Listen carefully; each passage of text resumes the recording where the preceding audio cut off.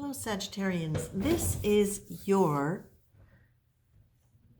reading for October 13th or whenever it resonates. And this might be for Sagittarian sun, moon, rising, or even just a lot of Sag in your chart. So the image that came to me earlier that dropped into my head as I was doing meditations with the word Sagittarius was this. I saw you playing a game of baseball. I don't know if you're familiar with how baseball is played, but it is definitely a team sport. One team against another team. And there is a batter, and behind the batter is the catcher. The pitcher, who is on the same team as the catcher, throws the ball, and there's the umpire who decides whether or not that ball is foul, if it's in play, if it's a strike, if it's a whatever. So the umpire basically is the boss. It's like the referee in hockey. And the catcher is the one who has to do their best to not let the ball go out of bounds. Okay, so I'm getting information as I'm speaking to you now that I didn't realize. Okay. So in this game, what you're being told is you are not only the catcher, but you're also the umpire. And that was something that was very clear that dropped into my head earlier today. So why is this relevant? Okay, so it's relevant, they're saying, for a couple of reasons. This image, because it is a game. Now, I know this is going to be difficult if it's around a situation that is really emotional. And I think for many of you it is. But whether or not it's tricky, right? If it's about finances, if it's about partnership, family, health, it's always a situation where there is a win and lose potential, right? It's a game. It's a win and lose potential. But what Spirit is reminding you of is that this sounds so corny. Life is a game. We are all here playing We're all here playing a part. We all have our part to play in whatever situation we're involved in. And energetically, whether we like it or not, we've been called to be together as adults. Whether or not you believe it in childhood, that's another thing. Let's just talk adults. We have made choices to bring us together. And there are many theories that say there are soul contracts which bring us together so that we can go into situations, some of which create conflict and bring up old wounds in order for them to be healed, in order for them, basically from a spiritual perspective, to allow us the capacity to grow. Okay, now we've got that out of the way. The theory behind it is that. So what you're being asked to do is remember that when you get discombobulated, when you find yourself reacting with great fear or anger, which is often a cover for fear, or sadness, which is also a kind of like cover for fear, is that you're being reminded that this is ultimately for you. And this is important. This is ultimately for you a situation that is leading you towards your true self. This is a journey of faith.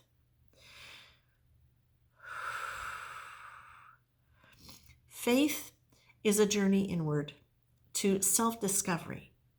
And unfortunately, sometimes self-discovery only happens when we're shaken out of our complacency, when we are face to face with the fact that our old beliefs and our old patterns of managing things aren't working for us. And that often comes with emotional, physical, financial discomfort, right? So the thing is, what you're being told here, there's another thing that's really important about the fact that it's a game and that you are the umpire and that you are also the catcher. You're in the game, but you're also the boss. What are you the boss of? You're the boss of yourself. What you're being told is you can't call foul on a shot. Oh, sorry, that's hockey. You can't call a pitch wrong just because you don't like the pitcher. You're in a position now where things will be coming to you or at you. And there's going to be a possibility for you to really resist it or judge it or criticize it or get really emotional about it. And again, whether or not it's about a person or a state of being, there's a tendency to be reactive. What you're being told here is the umpire. You've got to be the umpire. You've got to be neutral. You've got to be able to stand back and just call it. Was the ball coming over the home plate in the right place for it to be a legitimate throw? You've got to be able to look at that in a way where you can honestly say, that was foul, that was a good ball, that was a strike. You've got to be able to have that part of you not only be in the game catching whatever gets thrown, but to be able to make the judgment, the assessment about the legitimacy of the throw. And this is not something that you can, as an umpire, choose to do based on whether or not you like the way the pitch was thrown, whether or not you like the look of the pitcher, whether or not anybody watching the game likes you or the pitcher. The umpire has to be neutral in order to be able to see clearly whether or not that was a legitimate throw. Now, okay, what you're being told here is, please remember, above all else, whatever dynamic is going on in the reality of life, table and chair reality, again, health, relationship, finances, this is ultimately about you moving inward. This is about your journey of faith, connecting more deeply to a part of you than you ever have been able to connect before, and discovering a part of you you may not have even known was there.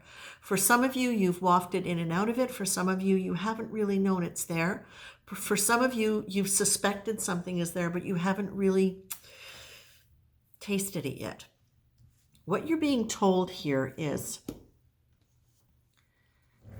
in order to be able to stay neutral, be the neutral umpire, and keep the game legitimate, because it's not just about you. It's keeping the entire game a legitimate game played by the rules ethically. What you're being asked to do in order to be able to stay in that neutral umpire observer position is lean into grace and understand that there is a benevolent universe that is guiding things. There is an even bigger umpire. That when you can understand this as the game of life, as something where you're learning and growing, and this is one of the ways in which you are growing in consciousness and self-awareness, that it's easier for you to be able to forgive the fact that you don't like the way the pitcher threw the ball, or you don't like the look, or any number of different things. That if you can understand forgiveness from the context of we're all here to learn and grow. We are all here to be able to learn how to work with our emotions and the energy of emotion within whatever context we're existing, so that we grow and link our personality more completely to our higher conscious self. And that involves looking at the psychological patterns that we have. That involves wounds coming up and old energy coming up that is not in alignment with that higher conscious self. So forgiveness from the point of view of there is a lot more going on than just somebody did this or the medical reading is that. There is a bigger energy involved here. And the more that you can allow yourself to remember that, not just as a part of what's going on, but the essence of what's going on, the easier it's going to be for you to be able to step back and watch the situation so that you can call it fairly. Okay? Now, you're also getting here, in order to be able to do this, you're being asked to really rely on your breath. Now, what does breath do? Breath brings you into your body. It brings you, therefore, into your feelings. It can calm your nervous system depending upon how you breathe. And it can really be the thing that slows everything down for you so that you are able to take the time and the space to step back and respond rather than react. And that's really important because reaction tends to come from the personality and the ego, often triggered by old stuff. And responses, the ability to respond. You get to make new choices, which is how you create your reality, based on deeper feeling rather than just tumultuous emotions, okay? So there you go. Stay in your senses, breathe. I can't believe how similar this is to a reading I did earlier for a Sagittarian. So many of the same cards are coming out, it's blowing my mind. And I shuffled like crazy and meditated on the collective like crazy. So here we go. Use your senses, stay in your body. Allow yourself to process one thing at a time. Don't let yourself be rushed, okay? Don't let yourself be rushed. Take your time. And be ready to let go of preconceived ideas that you have based on the past, based on old beliefs, because what you're going to be called to do is to drop old stories. What does whatever's going on now speak to you about in terms of your old story? The themes, the personalities, the old patterns of, oh, I love that. The old patterns of, this always happens to me. People always do. Why am I always, that kind of a thing. You get to look at those ideas and say, is that really part of my story, or is that just a habit of thinking? And even if it is something that's been really regular and consistent, is it something you want to carry with you? And this is why slowing down and making new choices is so important, because that's where you get to identify those things. So it's not just that, I mean, we can look at this as the picture just being another part of you. It doesn't even have to be in relation to another person or another situation. It can be what's going on in your own mind about your own self-perception. You might already be in a game with yourself where you are watching the picture as being the trigger of old wounds or the old wounds that come up. And you, as the catcher, taking them and being able to discern their value within the game of your life, with the umpire being your observer self to watch the whole thing, okay? So this does not have to be anything other than what's going on in your own mind.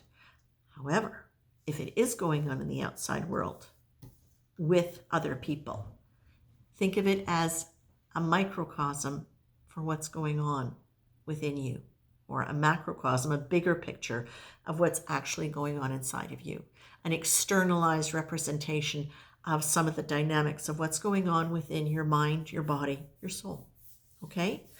This is really quite special. Now, they are also including in here humor. And you know what? It's been a really tricky week for a lot of people, a lot of emotional fragility. I found myself last night being offered on YouTube a comedy show by somebody who I absolutely adore, Craig Ferguson. And I belly laughed during that. And all of a sudden, everything that had been troubling me all week somehow sifted down into something that was really just like dust in the air. And of course, that won't be for everything. And I will say, I know there are still elements of things that were bothering me still active that I will look at and I will grow from. But what it did was it created a space around it. The laughter and humor can be such a high vibration that it really can create space around something and lighten it up. And I think that's one of the things that's really, really, really important, is the lighting up. The lightening up, the leavening, getting lighter in the energy. I'm going to have to look that one up. being able to see things, humor. Well, listen, I'm going to read it to you. Humor in its highest form is kindly, not sarcastic. It has a generous quality, able to see absurdities, incongruities, and paradoxes with a light heart, ready to find mirth and fun in them. Because it's gentle, it helps us to see the truth behind things that might otherwise create defensiveness. Look for the humor in all situations. Take a light attitude towards everything you see today, especially if it's contentious. Now, we can't always do that, right? When we're really triggered, big anger, rage can come up, deep, sad disappointment. You might not be able to find humor around that situation. If you can't, see if you can find something that will make you laugh, or at least smile.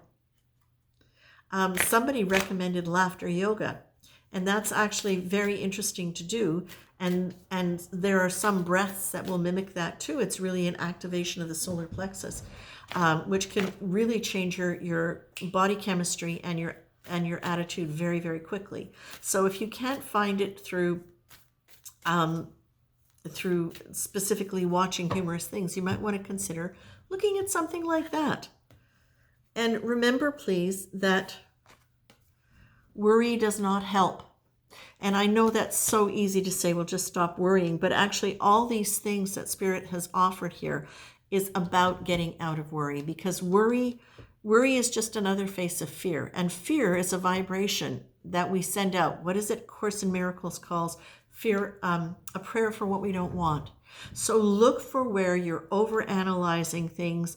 Look for where you keep going over the same thing over and over and over, even though there's no new information to be had. And when that happens, use humor, grace, breath, get into your senses, slow things down. And remember this, I love this. The card that I pulled last was,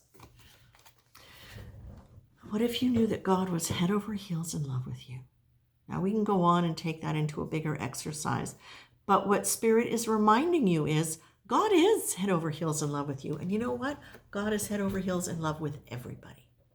So when you put it within that context, that the divine energy, that Spirit is the essential element of all of us, no matter how badly our personalities are acting out, we are essentially all love.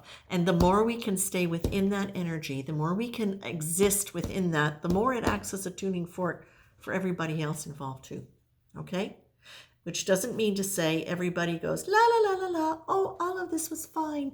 What it means is people learn their lessons, and sometimes they're hard. Sometimes they have to end up looking at the fact that they haven't been nice people. So, there we go. Sag, I'm going to leave you with that. This is quite a lot, but it's very good. And I'm going to have to listen to this again. I wish you well, my very dear people. You are going through some interesting stuff, and you have been for a while. And I feel as though this is really a wonderful, it is astrologically, this, from what I'm reading, because I'm not an astrologer, this is a really good time for all of us to be seeing our patterns and moving out of them and into a new story. And sometimes in order for that to happen, the old structures really have to break. Sometimes the structure is your belief system, a shift in that, and sometimes it's actual situations. So I leave you with that, because it's all good. Even though it's uncomfortable, it's really ultimately all good. Take care, my dears.